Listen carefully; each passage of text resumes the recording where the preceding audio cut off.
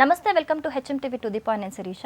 ఎండ వేడికి ఉక్కపోత కారణంగా ప్రజలు విలవిల్లాడిపోతూ ఉన్నారు. ఈ వేడిని తట్టుకోలేక ఏసీలు, కూలర్లను ఆశ్రయిస్తున్నారు. అయితే ఎక్కువగా చాలామంది ఏసీలనే కొనుక్కుంటారు.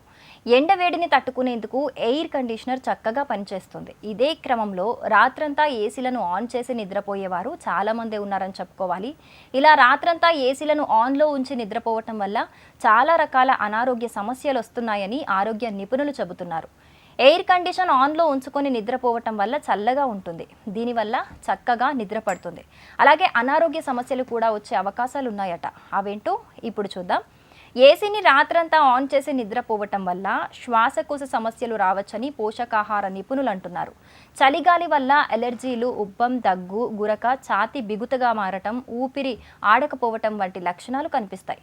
ఇవే లక్షణాలు అందరిలో ఉండాలని లేదు. ఏసీలోని గాలి వల్ల కాలుష్య కారకాలు కూడా ఉండొచ్చు. అంతేకాకుండా శరీరంలో రోగ నిరోధక శక్తి కూడా తగ్గిపోతుంది.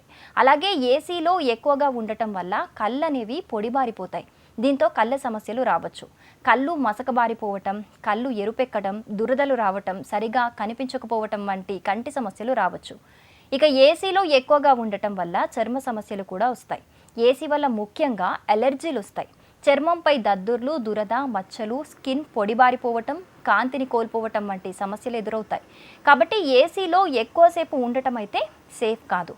ఏసీలో ఎక్కువగా ఉండటం వల్ల కీళ్ళ నొప్పులు కూడా రావచ్చు. చల్లని గాలి వల్ల కండరాల దృఢత్వం అయితే పెరుగుతుంది. అలాగే కండరాలు సంకోచించి బిగుతుగా మారిపోతాయి.